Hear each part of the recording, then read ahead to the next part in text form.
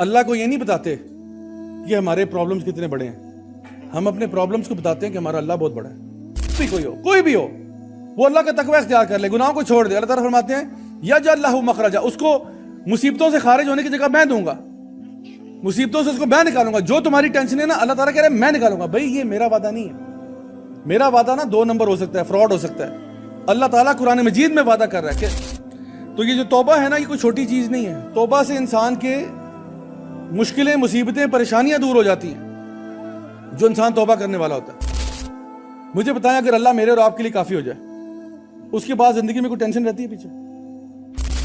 और मैं जो दुआ मांगता हूं बाबा जी वो कबूल हो जाती है, जो दुआ मांगता हूं कबूल होती है। 5 चीजें होंगी माफी के अलावा।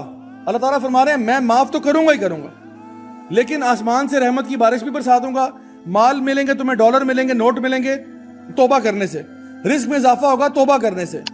मैं अगर अपने इन गुनाहों से तौबा कर लूं तो मुसीबतें कहां जाएंगी? खत्म हो जाएंगी। सिंपल सा फलसफा है। जब उन्होंने दुआ की मछली के पेट में, यानी समुद्र की गहराइयों के अंदर, अंधेरों के ऊपर अंधेरे के ऊपर अंधेरा, मछली के पेट के अंदर है। मछली ने क्या किया, उनको जाके तो किनारे पर ड्रॉप कर दिया।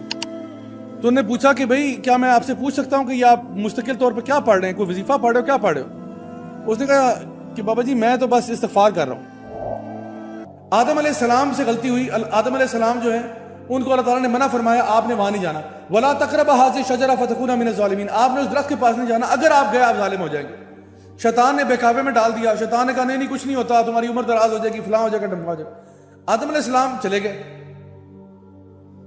अब गलती हुई तो क्या कहा उन्होंने, रब्बाना ज़लमना अनफुसना, या अल्लाह मुझे गलती होगी, व इल्लम तग़फिर लना व तरहमना लनकुनन्ना मिनल खासिरीन। माय डियर स्टूडेंट्स, कहने का मतलब यह है कि अगर मेरी जिंदगी में जो मुसीबतें आ रही हैं वो डायरेक्टली प्रोपोर्शनल है मेरे गुनाहों के साथ, जो मुसीबतें मेरी जिंदगी में, परेशानियां, टेंशनें आ रही हैं वो मेरे गुनाहों के साथ डायरेक्टली कोरिलेटेड है। मैं अगर अपने इन गुनाहों से तौबा कर लूं तो मुसीबतें कहां जाएंगी? खत्म हो जाएंगी। सिंपल सा फलसफा है। आदम अलैहिस्सलाम पे मुश्किल आई, उन्होंने कहा रब्बाना ज़लमना अनफुसना, रब्बाना ज़लमना अनफुसना व इल्लम तग़फिर लना व तरहमना लनकुनन्ना मिनल खासिरीन, या अल्लाह अगर तूने माफ ना किया तो मैं तो खसारे वालों में हो जाऊंगा। यूनुस अलैहिस्सलाम अल्लाह के नबी हैं, वो भी एक बस्ती की तरफ गए, उन्होंने उनको दावत दीन दी, उन्होंने दावत दीन कबूल नहीं की। यूनुस अलैहिस्सलाम समझे कि शायद ये मिशन मेरा खत्म हो गया, क्योंकि उन्होंने कहा भाई दावत दी नहीं कबूल कर रहे, चलो यहां से फिर।